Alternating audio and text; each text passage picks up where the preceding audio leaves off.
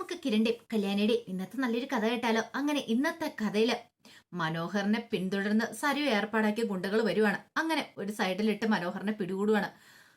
അപ്പോഴേക്കും ഒരു ഗുണ്ട ബൈക്കിൽ നിന്ന് ചാടി ഇറങ്ങി കത്തിയുമായിട്ട് നേരെ മനോഹറിന്റെ നേരെ വരുവാണ്. എടാ, ജയിലിൽ നിന്ന് ഇറങ്ങി നിനക്ക് അടങ്ങി ഒതുങ്ങി നടക്കാൻ പറ്റില്ലല്ലേ? നിനക്ക് കുഞ്ഞിന്റെ പിന്നാലെ പോണോ അല്ലേ എന്നൊക്കെ പറഞ്ഞുകൊണ്ട് മനോഹറിനെ കുത്താൻ തുടങ്ങണം. അപ്പോഴേക്കും മറ്റേ കൊണ്ട് പറഞ്ഞു, തീർക്കട അവനെന്ന് പറയണ. മനോഹർ വിട്ടില്ല. മനോഹർ എന്ത് ചെയ്തു? മനോഹർ അവനെ തൊഴിക്കുകയാണ്. ആ ഒറ്റ തൊഴി കത്തിയൊക്കെ തെറിച്ച് അപ്പോഴേക്കും മറ്റവൻ ചാടി കത്തിയെടുത്തു. അങ്ങനെ അവിടെ പൊരിഞ്ഞു പോരാട്ടം നടക്കുകയാണ്. റോഡ് സൈഡ് വെച്ചാണ് ഈ സംഭവ വികാസങ്ങളൊക്കെ നടക്കണേ. അപ്പോഴേക്കും അടുത്തവൻ വന്നിട്ട് മനോഹരനെ വട്ടം കയറി പിടിച്ചു. നിന്റെ ശക്തി ഒന്ന് കണ്ടിട്ട് എന്നെ കാര്യം തീർക്കട അവനെന്ന് പറയണം. ഒരുത്തൻ കത്തി നോക്കിക്കൊണ്ട് വരുക. ആ സമയത്താണ് കിരണും ബൈജും കൂടെ ആ വഴി വരുന്നത്. അപ്പൊ അവര് ഗംഗാപ്രസാദിനെ നേരിട്ടിട്ട് വരുന്ന വഴിയാണ്. ഗംഗാപ്രസാദിനെ കിട്ടിയില്ല. അവൻ രക്ഷപ്പെട്ടല്ലോ. ആ ഒരു നിരാശ ഉണ്ടായിരുന്നു രണ്ടുപേരുടെ മനസ്സിൽ. അങ്ങനെ വരുമ്പോഴാണ് ഈ കാഴ്ച കാണുന്നത്. മനോഹറിനെ തടഞ്ഞു വെഞ്ഞിട്ട് ഒരുത്തൻ കുത്താനായിട്ട് അങ്ങോട്ട് പാഞ്ഞു ചെല്ലുന്നത്. പെട്ടെന്ന് കിരൺ വണ്ടി നിർത്തി കാറിൽ ചാടി ഇറങ്ങുവാണ്. ചാടി ഇറങ്ങി ചെന്നിട്ട് ആ കത്തിയിരിക്കുന്നവന്റെ കയ്യിലേക്ക് ഒറ്റ തൊടിയായിരുന്നു. അവൻ തെറിച്ചു വീണു. കത്തി അവനും കൂടെ താഴേക്ക് തെറിച്ചു വീണു. പിന്നെ കിരൺ അവനെ എടുത്തിട്ടിടിച്ചു. അങ്ങനെ ഒടുവില് അവന്മാർക്ക് അവിടുന്ന് ഓടി രക്ഷപ്പെടേണ്ടതായിട്ട് വന്നു. പിന്നീട് കിരൺ ചോദിച്ചു, എന്തൊക്കെയാണ് മനോഹറെ, നീ ജയിലിൽ നിന്ന് ഇറങ്ങിയിട്ട് എന്തിനാ ഇങ്ങനെ തല്ലുകൊള്ളാൻ വേണ്ടി നിൽക്കുന്നേ? നിനക്ക് കുഞ്ഞിന്റെ പിന്നാലെ പോയിരുന്നൂടെ? സരിവ് ഏർപ്പാടാക്കിയ കൊട്ടേഷൻ ആണെന്നോ തോന്നുന്നത്. ഇതിന്റെ വല്ല ആവശ്യം ഉണ്ടായിരുന്നോ? എന്റെ സാറേ, ഞാൻ ജയിലിൽ നിന്ന് ഇറങ്ങിയത് പോലും എന്റെ മോളെ കാണാൻ വേണ്ടിയിട്ടാ. എന്റെ മോളെ കാണാതിരിക്കാൻ പറ്റില്ല. എടാ, അങ്ങനെ കാണാതിരുന്നിട്ടുണ്ടെങ്കിൽ നിനക്കറിയാലോ, സരിവ് വെറുതെ ഇരിക്കുവോ? നിന്നെ കൊന്നു കളയത്തുള്ളൂ. അതൊക്കെ എനിക്കറിയാം സാറേ. കൊല്ലുവാണെ കൊന്നോട്ടെ.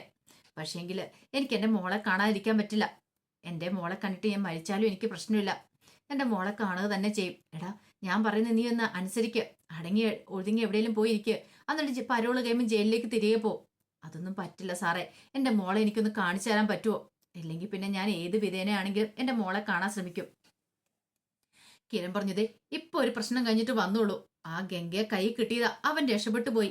ആ ഒരു വിഷമത്തിൽ വരുമ്പോഴാ നിന്നെ ഇവന്മാർ തീർക്കാൻ ശ്രമിക്കുന്നേ. എന്ത് ചെയ്യാനാന്ന് പറ. ഓരോരോ പ്രശ്നങ്ങളൊക്കെ വരുന്നേ. അപ്പോഴേക്കും മനോഹർ പറഞ്ഞു, സാറ് വിഷമിക്കൊന്നും വേണ്ട. ഞാൻ മരിച്ചാലും ഞാൻ ഇതിനകത്തുനിന്ന് പിന്മാറാൻ പോകുന്നില്ല എന്നും പറഞ്ഞ് മനോഹർ ബൈക്ക് സ്റ്റാർട്ട് ചെയ്ത് അങ്ങോട്ട് പോയി.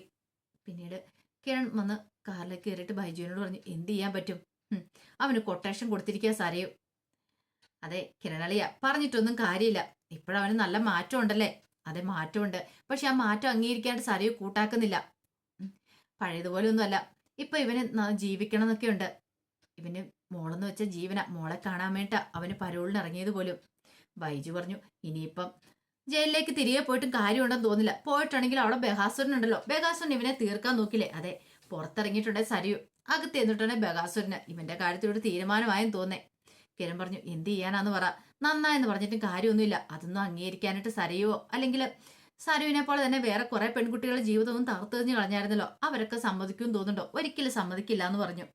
ഇതേ സമയത്ത് കാർത്തിയും കല്യാണിയും ഭാനുമതിയമ്മയും ലക്ഷ്മിയമ്മയൊക്കെ സംസാരിക്കണ സമയത്ത് ഭാനുമതിയമ്മ പറഞ്ഞു, ഈ പറയുന്ന സരയു അവള് നല്ലവളായിരുന്നോ?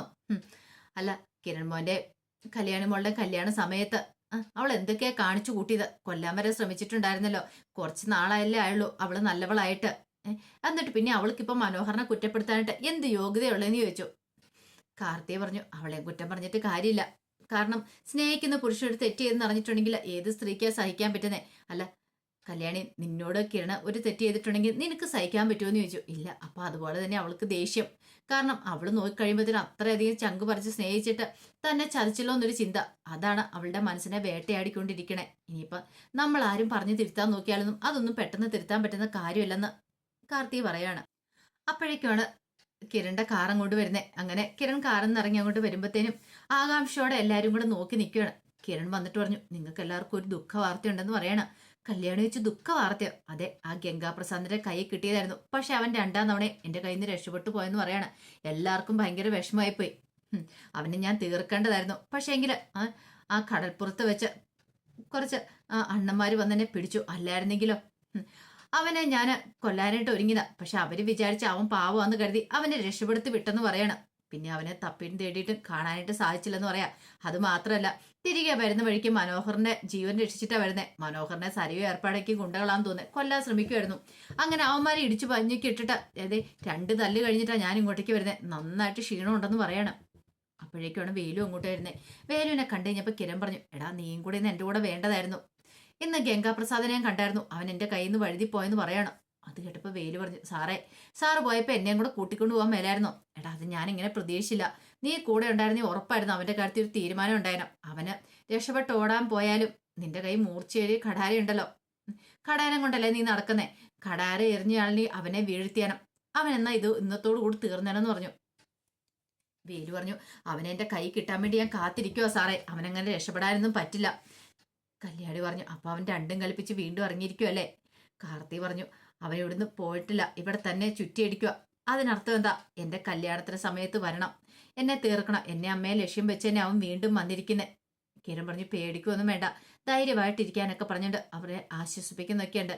പക്ഷെ കാർത്തികയ്ക്കും ലക്ഷ്മിയമ്മയ്ക്കും ഒക്കെ മനസ്സിലായി അവനങ്ങനെ പെട്ടെന്ന് പോകത്തില്ല, തങ്ങളെ തീർത്തിട്ടേ പോകത്തുള്ളൂ. അതിനുവേണ്ടി അതേ ഉദ്ദേശത്തോട് കൂട്ടാ അവൻ വന്നിരിക്കുന്നതെന്നുള്ള സത്യം.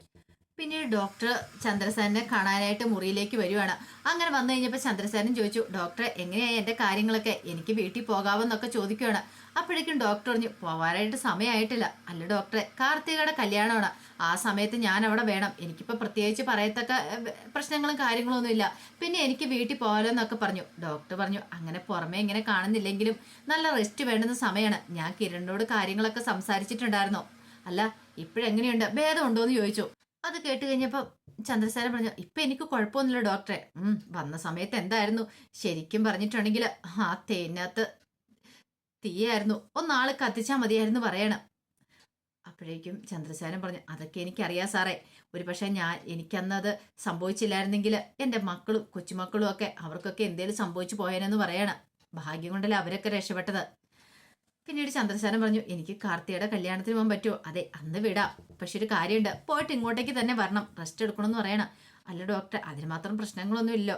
അതെ, പ്രശ്നങ്ങളൊന്നും ഇല്ലാന്ന് പുറമേ തോന്നും, പക്ഷെ അങ്ങനെയല്ല. ബെഡ് റെസ്റ്റ് എടുക്കുന്ന സമയത്ത് ബെഡ് റെസ്റ്റ് എടുത്തേ മതിയാവുള്ളൂ.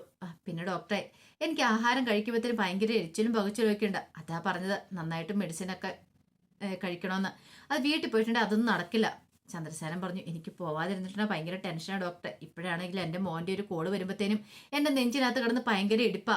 ആ ഗംഗാപ്രസാദ് അവൻ പുറത്തിറങ്ങി നടക്കുമല്ലേ, അവൻ എന്തെങ്കിലും അപകടം ഉണ്ടാക്കിയോന്നുള്ള പേടി മാത്രമാ. പിന്നെ കാർത്തിയുടെ കല്യാണത്തിന് അവൻ അങ്ങോട്ടേക്ക് വരുമോ എന്നൊരു പേടിയുണ്ട്. അതൊക്കെ ഓർത്തിട്ട് ഒരു മനസ്സമാധാനമില്ല. ഇവിടെ കിടന്നിട്ടുണ്ടെങ്കിൽ എനിക്ക് ആകെപ്പാടെ ഭ്രാന്ത് പിടിച്ചു പോകും. അപ്പോഴേക്കും ഡോക്ടർ പറഞ്ഞു, കാര്യങ്ങളൊക്കെ എനിക്കറിയാലോ സേന. അത് മാത്രമല്ല, അമലു എന്ന് പറയുന്ന ആ പെങ്കൊച്ചിന്റെ കാര്യമേ, അവൻ എത്ര വലിയ ചതിയാ അതിനോടൊക്കെ ചെയ്തത്. അതുകൊണ്ട് പേടിക്കൊന്നും വേണ്ട, ഒന്നും സംഭവിക്കത്തൊന്നുമില്ല, ധൈര്യമായിട്ടിരിക്കുക. പിന്നെ കല്യാണത്തിന് മുമ്പ് ഞാൻ വീട്ടിലേക്ക് വിട്ടേക്കാം എന്നൊക്കെ ഇങ്ങനെ ഡോക്ടർ ഉറപ്പ് കൊടുക്കുന്നുണ്ട് സേനന്. കുറച്ച് കഴിഞ്ഞപ്പോൾ ശാരിയുടെ അടുത്തേക്ക് സരിയ വരുവാണ്. അപ്പൊ ശാരി കുഞ്ഞിനെയൊക്കെ കൊഞ്ചുകൊണ്ടിരിക്കുകയാണ്, കൺമണി മോളെ. അപ്പോഴേക്ക് സരിയു വന്നിട്ട് പറഞ്ഞു, ഇനി എന്താണെങ്കിലും ഞാൻ കുറച്ച് ദിവസത്തേക്ക് ജോലിക്കൊന്നും പോകുന്നില്ല. അവൻ തിരികെ ജയിലിലേക്ക് പോകുന്നോടം വരെ ഒന്നെങ്കിൽ അവന്റെ കഥ കഴിക്കണം, അല്ലെങ്കിൽ അവൻ തിരികെ ജയിലിലേക്ക് കയറണം. എന്റെ മോളെ എനിക്ക് നോക്കണമെന്ന് പറയണം. ശാരി പറഞ്ഞു, അല്ല മോളെ, അവന്റെ കാര്യം എന്തായി, എന്താവാനായിട്ട്? അവന്റെ പിന്നാലെ തന്നെ കുണ്ടുകളുണ്ട്, പക്ഷെ അവനും അവിടെ രക്ഷപ്പെട്ടു. അല്ല, അവൻ രക്ഷപ്പെട്ടെന്നോ? അതെ, അവനെ തീർക്കാൻ വേണ്ടി പോയതാ. ആ സമയത്ത് ഗുണ്ടകളെ അടിച്ച് ആരോ ശരിപ്പെടുത്തിന്ന് പറയണം. അല്ല, അവനും എസ്കോർട്ടായിട്ടാണ് നടക്കുന്നത്, അതൊന്നും പറയാൻ പറ്റില്ല. പക്ഷെ അവന്റെ കാര്യത്തിൽ ഞാൻ തീരുമാനം എടുത്തു കഴിഞ്ഞു, അവനെ തീർക്കാതെ എനിക്കൊരു സമാധാനം വരത്തില്ല എന്ന് പറഞ്ഞു. ശാരി പറഞ്ഞു, മോളെ അതൊന്നും ഓർത്ത് നീ ടെൻഷൻ അടിക്കണ്ട, അവൻ ജയിലിലേക്ക് പോട്ടെ. ജയിലിലേക്ക് പോയിട്ടുണ്ട് അച്ഛനും അവിടെ ആൾക്കാരൊക്കെ ഉണ്ടല്ലോ, അവർ തീർത്തോളൂ അവനെന്ന് പറയണം. എന്ന് പറഞ്ഞിട്ട് എനിക്ക് സമാധാനമായിട്ട് ഇവിടെ കഴിയാൻ പറ്റുമോ? ഒരു കാരണവശാലും ഇല്ല. എൻ്റെ മോളെ കാണാനായിട്ട് അവൻ ഉറപ്പായിട്ടും ഇങ്ങോട്ടേക്ക് വരും എന്നുള്ള കാര്യം എനിക്കറിയാം. നമ്മളിനി പുറത്തേക്കൊന്നും പോകുന്നില്ല. പുറത്തേക്ക് പോകാത്ത സാഹചര്യത്തിൽ അവന് മോളെ കാണാൻ ഇങ്ങോട്ടേക്ക് വന്നേ മതിയാവുള്ളൂ. അങ്ങനെ എങ്ങാനും വന്നിട്ടുണ്ടെ അവനെ ഞാൻ തീർക്കും. എൻ്റെ മോളെ, അതൊക്കെ വലിയ പ്രശ്നമാവും. എന്ത് പ്രശ്നം? അവനെ കൊന്നിട്ട് എനിക്ക് ജയിലിൽ പോകാനും മടിയില്ലാന്ന് ഞാൻ പറഞ്ഞല്ലോ. അതിനുവേണ്ടി ഞാൻ കാത്തിരിക്കുക, എൻ്റെ വലയിലേക്ക് അവൻ വന്ന് വീഴട്ടെ. അല്ല, കിരണും കല്യാണിയൊക്കെ എന്ത് പറയുന്നു? കിരണും കല്യാണിയൊക്കെ അവന്റെ കാര്യത്തിൽ അത്രയൊരു തണുപ്പ സമീപനോ എനിക്ക് തോന്നേ. അവൻ നന്നാൻ തുടങ്ങി കഴിഞ്ഞപ്പോഴത്തേനും അവർക്ക് ഇത്തിരി സിമ്പതി ആയിട്ടുണ്ടെന്ന് തോന്നേ. അവരെ ഇനിയിപ്പം ഈ കാര്യത്തിൽ വിശ്വസിക്കാൻ പറ്റില്ലെന്ന് സരിയ പറയാ. ഇനിയിപ്പം അവരെ നോക്കി വന്നിട്ടൊന്നും ഒരു കാര്യമില്ല. അവരൊന്നും പ്രത്യേകിച്ചൊന്നും ചെയ്യാൻ പോകുന്നില്ല മനോഹറിന്റെ കാര്യത്തില്. കാരണം സരുവിന് അങ്ങനെ ഒരു പ്രതീക്ഷയും കാര്യങ്ങളൊന്നും ഉണ്ടായിരുന്നില്ല. അങ്ങനെ രാത്രിയായി കഴിഞ്ഞപ്പോഴത്തേനും ഗംഗാപ്രസാദ് മാസ്ക് ഒക്കെ വെച്ചിട്ട് തട്ടുകടയിലേക്ക് വരുവാണ്. തട്ടുകടയിൽ വന്നിട്ട് തട്ടുകടക്കാരനോട് പറഞ്ഞു, ചേട്ടാ 2 ബുൾസേ വേണമെന്ന് പറയണം, പിന്നെ നല്ല സ്ട്രോങ് ആയിട്ട് നല്ലൊരു ചായയും കൂടി എടുത്തോളാനൊക്കെ പറയണം. ശരിയെന്ന് പറഞ്ഞു. അങ്ങനെ അയാൾ അത് എടുക്കാനായിട്ട് തുടങ്ങുവാണ്. അപ്പോഴേക്കും ഉണ്ട് പോലീസ് ജീപ്പിന്റെ ശബ്ദം കേട്ട് ഗംഗാപ്രസാദ് നോക്കിക്കഴിഞ്ഞപ്പോൾ ഒരു പോലീസ് ജീപ്പ് അടുത്തെത്തി. പെട്ടെന്ന് ഗംഗാപ്രസാദ് അവിടെ നിന്ന് എഴുന്നേറ്റു. മുന്നോട്ട് നടക്കണം. അല്ല സാറേ, സാറിന് ബുൾസ വേണ്ടെന്ന് പറഞ്ഞിട്ട് വേണ്ടേന്ന് ചോദിക്കണം. പക്ഷെ അതിന് മറുപടി ഒന്നും പറഞ്ഞില്ല. ആ സമയത്ത് എസ് ഐ വന്നിട്ട് എസ് ഐക്ക് എന്തോ ഒരു സംശയം തോന്നി. എസ് ഐ ആരടാ ഞാൻ പോയത് മാസ്ക് ഒക്കെ വെച്ച് കണ്ടപ്പോ. അത് മാത്രമല്ല പോലീസ് ജീപ്പ് കണ്ടപ്പോ ഇത്തിരി സ്പീഡിൽ പെട്ടെന്ന് ഓടുന്ന പോലെ പോവുകയും ചെയ്തു. ആരാ എന്താണെന്നും അറിയത്തില്ല സാറേ. പോലീസ് ജീപ്പ് വന്നു കഴിഞ്ഞപ്പോഴത്തേനും അയാൾ പെട്ടെന്ന് പോയി ഓർഡർ ചെയ്താ, പക്ഷെ പെട്ടെന്ന് പോയെന്ന് പറയണം. വണ്ടി എടുക്കണമെന്ന് ഡ്രൈവറോട് പറഞ്ഞു. അങ്ങനെ ആ പിന്നാലെ അങ്ങോട്ട് പോവാണ് ഗംഗാപ്രസാദിന്റെ. അങ്ങനെ ചെന്ന് കഴിഞ്ഞപ്പോഴത്തേനും ഒരു വാൻ അവിടെ കിടക്കുന്നുണ്ട്. ഈ സമയത്ത് വാൻ അങ്ങനെ കുറെ കിടന്നുകൊണ്ട് പോലീസുകാർക്ക് പെട്ടെന്ന് പോകാൻ പറ്റില്ല. എടുത്തു മാറ്റോട് തന്റെ വണ്ടി എന്ന് പറയണ ഡ്രൈവറോട്. അങ്ങനെ ഡ്രൈവർ ആ വണ്ടി എടുത്ത് മാറ്റുന്ന സമയത്ത് അതിന്റെ പുറയില് ഇങ്ങനെ തൂങ്ങി നിൽക്കുന്നുണ്ടായിരുന്നു ഗംഗാപ്രസാദ്. പോലീസുകാരത് കണ്ടില്ല. അതിന്റെ പിന്നാലെ തൂങ്ങി പിടിച്ച് ഗംഗാപ്രസാദ് പോവാണ്. അപ്പൊ അതിന്റെ വിശേഷങ്ങളൊക്കെ എന്ന് കാണുന്നത്. ഇതിന്റെ ബാക്കി വിശേഷങ്ങളുമായിട്ട് വൈകുന്നേരത്തെ പ്രമോയി വരാട്ടോ. ഒരിക്കൽ കൂടി എല്ലാവർക്കും ശുഭദിനം നേർന്നുകൊണ്ട് നിർത്തുന്നു. നന്ദി.